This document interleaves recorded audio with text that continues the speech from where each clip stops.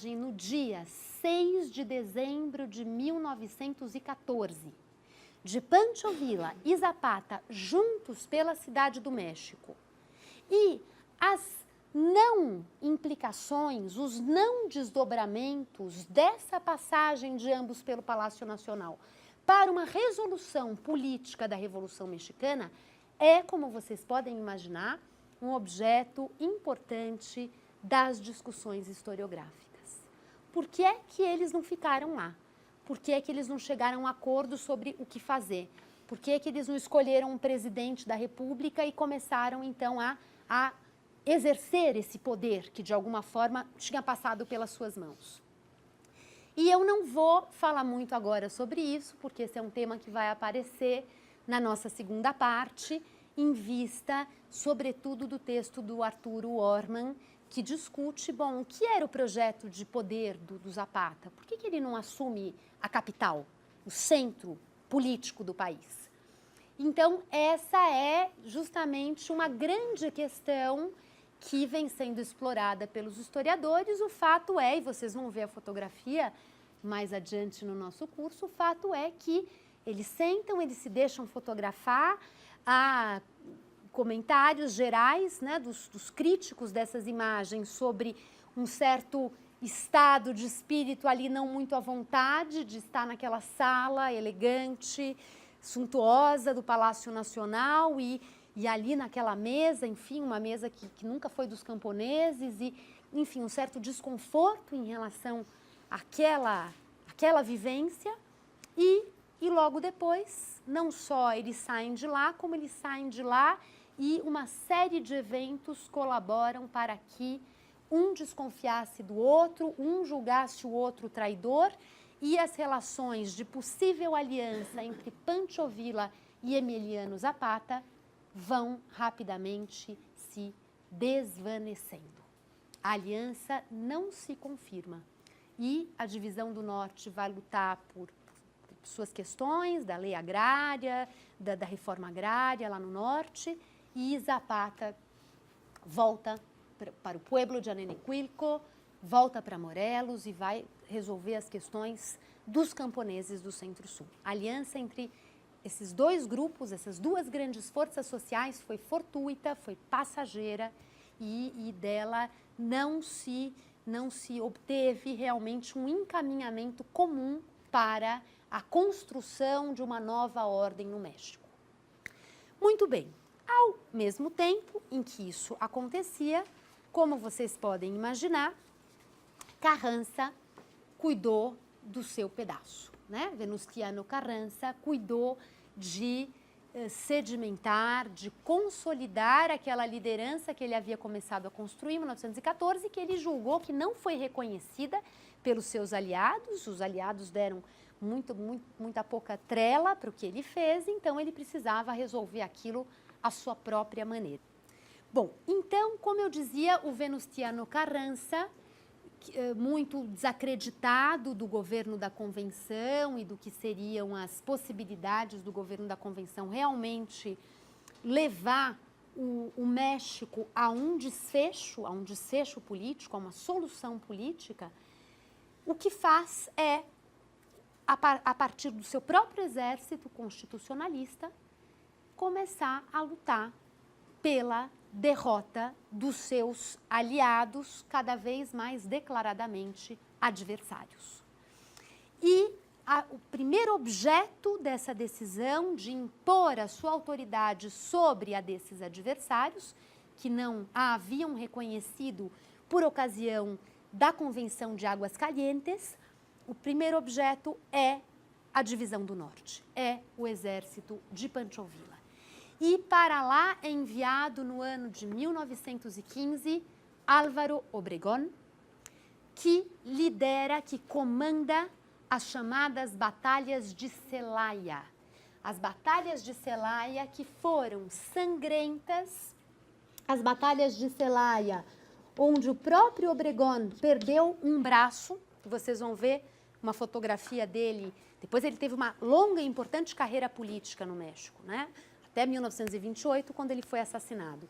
Então, nas Batalhas de Celaya, ele perde um braço, os os vilistas, os soldados de Pancho Villa, têm entre mortos e feridos 12 mil pessoas, 12 mil baixas, incluindo aí os feridos.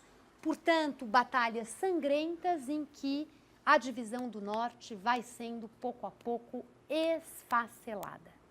Esfacelada. E Álvaro Obregón contando a essa altura do campeonato com técnicas de guerra, de artilharia, usando metralhadoras, usando armas potentes, modernas, que eram capazes de uma destruição sem precedentes. Então, é muito interessante porque, em termos também de uma história militar, das estratégias de guerra, das armas, a Revolução Mexicana, ela já anuncia algumas das dinâmicas, dos recursos que seriam mobilizados em outras partes no século XX, e o exército de Pancho Villa, então, resiste e combate, mas ele vai sendo realmente nocauteado pelas forças lideradas por Álvaro Obregón. E ao mesmo tempo em que as batalhas de Celaya vão impondo a autoridade de Venustiano Carranza sobre a autoridade de Pancho Villa, Emiliano Zapata tem um ano de trégua. E é sobre esse ano de trégua que fala também o John Womack nesse livro, porque, ao contrário do Villa, que não teve muito tempo para implementar o seu projeto, porque a guerra foi sempre premente, os zapatistas tiveram aqui um ano para voltar aos campos, para voltar a plantar e para experimentar esse projeto de repartição das terras havidas recuperadas pelos camponeses. Muitas terras haviam sido usurpadas por latifúndios no centro-sul do México durante o Porfiriato. O próprio pueblo de Anenecuilco, o pueblo de Zapata, tinha perdido muitas terras para uma fazenda vizinha, chamada Fazenda El Hospital. Essas terras foram sendo demarcadas, recuperadas, repartidas, segundo as concepções do Plano de Ayala, o Plano de Ayala sendo aqui fundamental, mas também o Plano de Ayala foi sendo detalhado por secretários de Emiliano Zapata, como o próprio Manuel Palafox, a que eu me referi, mas outros secretários que eram intelectuais muitas vezes afinados com esses movimentos de esquerda, com essas correntes de esquerda, e que também interagiam com esse movimento. O que é fundamental aqui, para a reforma agrária operada por Emiliano Zapata, é importante que os pueblos pudessem escolher se eles queriam ou não restabelecer a posse comunitária da terra. Se eles queriam ou não restabelecer essa autonomia administrativa, que isso, na verdade, era o ponto de partida, era a premissa. Quer dizer, partindo da premissa de que eles voltariam a gozar dessa autonomia administrativa com a qual eles contavam em tempos pré-reforma liberal, eles poderiam decidir como distribuir as terras, como usufruir dessas terras. E a posse coletiva era admitida como uma forma a que os pueblos poderiam apelar. Ou seja, essa questão da autonomia, essa questão do pueblo e da organização comunitária, eram questões que estavam no coração do movimento zapatista. E é claro que é muito interessante a gente lembrar como o neozapatismo, agora recente, em Chiapas, do subcomandante Marcos, não por acaso escolheu esse nome, né? O tema da autonomia, da autogestão é um tema muito presente no movimento neozapatista de Chiapas. Então, esse é um momento em que os soldados vão plantar, os soldados vão para o campo, existe toda uma reflexão sobre o papel das mulheres também nesse movimento e as mulheres participando em todos os âmbitos dessa vida de guerra e, ao mesmo tempo, dessa vida que não deixava de ser camponesa. Então, há toda uma dinâmica sobre um ideal de sociedade que, de alguma maneira, se começa a colocar em prática em 1915 e que, claro, se começa a colocar em prática entre aspas, porque muito disso era praticado desde sempre por esses pueblos, mas o porfiriato deu uma sufocada nessas formas de vida, né? Então, era uma maneira de arejar, de realentar essas formas tradicionais de vida. Há fotografias de mulheres também pegando em armas, há a figura, aí não só no sul, mas em outras partes, das chamadas soldadeiras, que eram mulheres que acompanhavam os batalhões e que cozinhavam para esses homens, que muitas vezes participavam da luta, ou seja, mulheres que também tiveram protagonismo em todos os planos da Revolução Mexicana. Bom, e o que acontece é que essa trégua terminou no ano de 1916, quando Pancho Villa já era terra arrasada e o desafio segundo passava a ser Emiliano Zapata. E para lá foi enviado por Carranza um general chamado Pablo González, e o Pablo González foi responsável por pacificar, por conquistar, por subordinar, palmo a palmo, esses territórios leais a Emiliano Zapata, com cenas absolutamente violentas em meio a esse processo, de pueblos onde o exército entrava e simplesmente matava crianças, mulheres, idosos, enfim, cenas que a gente poderia aqui comparar com Canudos no Brasil, né?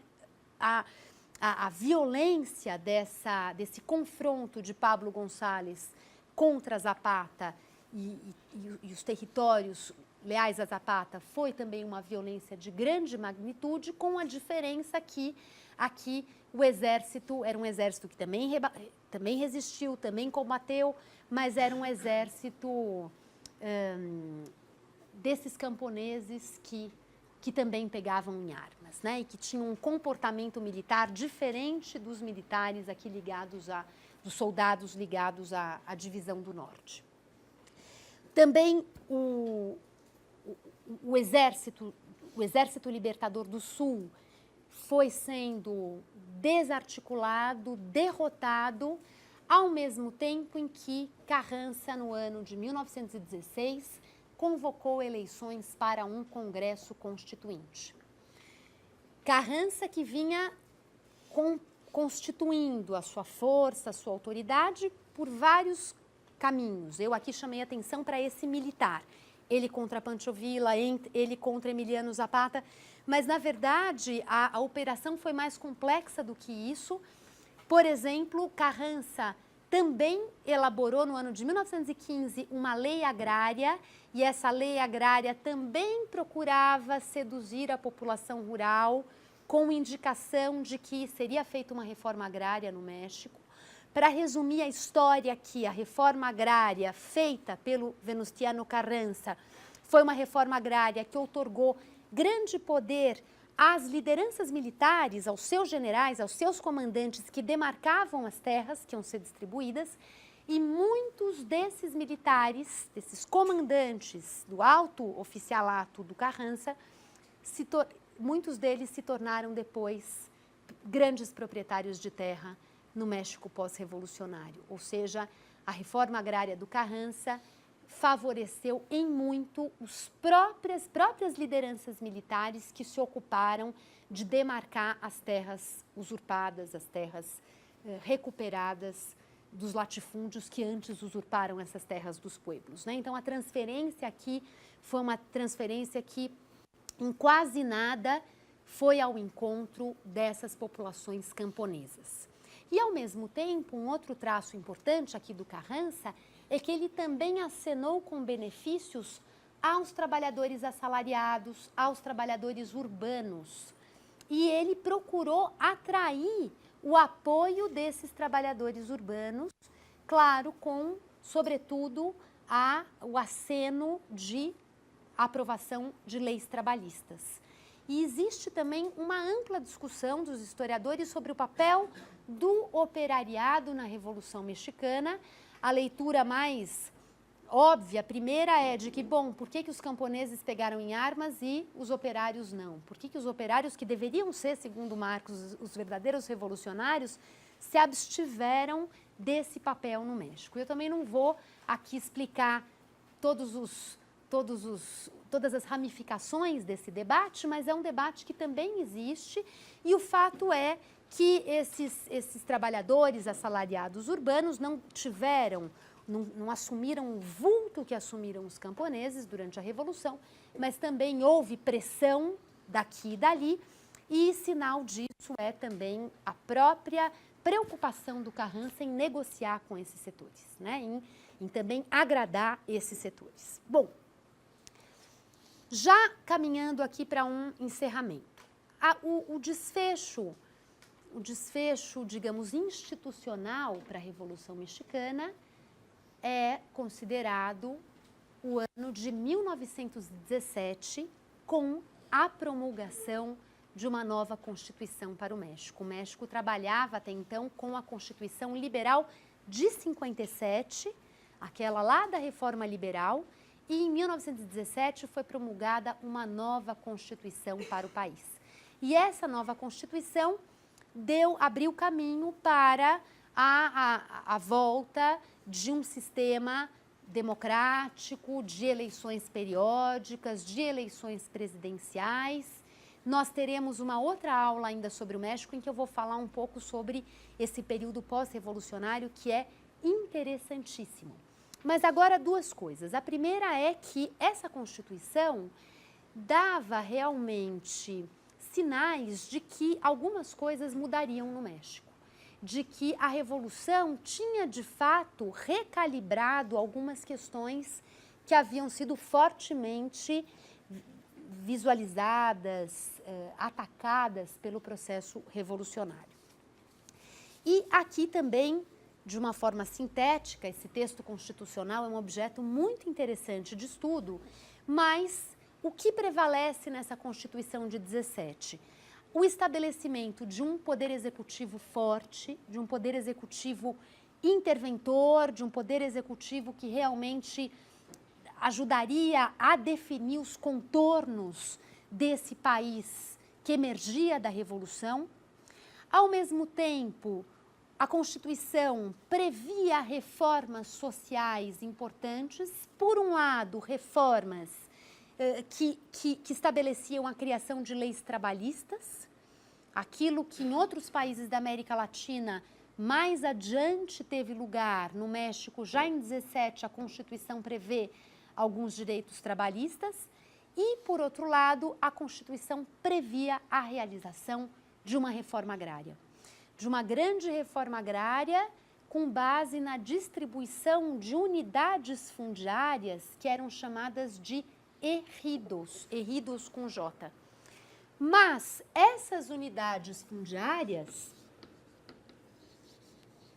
seriam concedidas pelo Estado para usufruto da família, então o Estado teria sempre um controle sobre esses ejidos, e ao mesmo tempo esses ejidos seriam sempre familiares, individuais, a figura ali do chefe de família como aquele que aceitava o usufruto do ejido, e não comunitárias.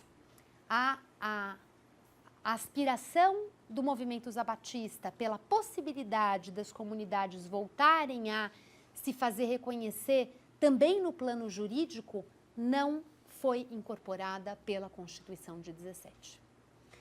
E, por fim, um artigo também muito importante da Constituição de 17 era aquele que definia que toda a riqueza do subsolo mexicano seria propriedade do Estado, o que representava um ataque duro, drástico, a uma série de empresas estrangeiras que atuavam no México, explorando justamente as riquezas do subsolo.